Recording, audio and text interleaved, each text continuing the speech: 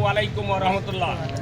আমি সর্বপ্রথমে একটি কথা বলতে চাই, যে জামাত ভাইদের কথা বলল, যে জামাত ভাইরা আমাদের ওই মা বোনের কাছে যা ভোট চাচ্ছে, আমাদের ওই মা বোনকে বোঝাতে হবে ৭১ সালে ওই জামাত ৩০ লক্ষ মা বোনের ইজ্জত হরণ করেছে।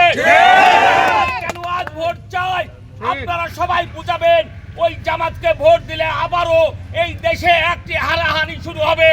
আমরা যেন ওই জামাতের পক্ষ না নিই, আমাদের মা বোনকে বোঝাতে হবে। আরেকটি কথা বলতে চাই, জামাতের শফিকুর রহমান বলেছে যদি বিএনপি আমাদের পায়ে পাড়া দেয় তাহলে আমরা তাদের সাথে পায়ে পাড়া দিয়ে এই গন্ডগোল করব। আমি শফিকুর রহমানকে বলতে চাই, আপনি ৩ বার নির্বাচন করেছেন, জামানত হারিয়েছেন, এবারও হয়তো আপনি এই কথাগুলো কিন্তু আপনার মুখে মানায় না, পাড়া বিএনপি দেয় না। আপনারাই ষড়যন্ত্র করছেন এই দেশের প্রতি, আর ষড়যন্ত্র করবেন না।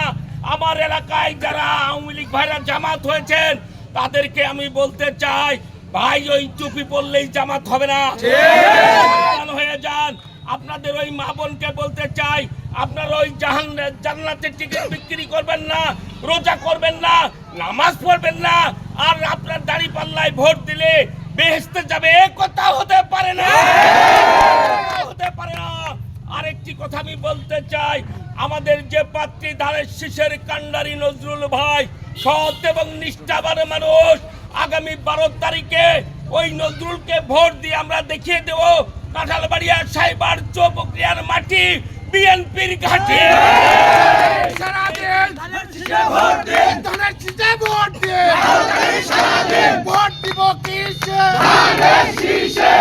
বন্ধুরা, আমরা যেন ওই ১২ তারিখে বসে না থাকি, আমার মা বোন সহ সকল ভোটারদেরকে আমরা যেন একত্রিত করে কেন্দ্রে আসি এবং ভোট পর্যন্ত অপেক্ষা করব। এবং আমাদের চেয়ারম্যান বলেছেন তারেক রহমান, আমরা ভোট গণনা পর্যন্ত সেন্টারে থাকবো ইনশাআল্লাহ। শেষে একটি আহ্বান জানাবো সকল ভাইদের, আমরা সকলে দ্বিধামুক্ত ভুলে গিয়ে আমার এই ধানের শীষের ১৭ বছর আপনারা ঘরে শুতে পারেন নাই, আমরা এই ধানের শীষের সবাই মিলে ঐক্যবদ্ধ হয়ে ওই নজরুলের ধানের শীষে ভোট দেব এবং তাকে জয়যুক্ত করব। আর আগামীকাল আমাদের মোহাম্মদ চেয়ারম্যান সাহেব রাজশাহী মাদ্রাসা মাঠে আসবে, আমরা এই মিছিল পরবর্তী সময়ে একটি আলোচনা করে সিদ্ধান্ত নেব এখান থেকে কখন যাব।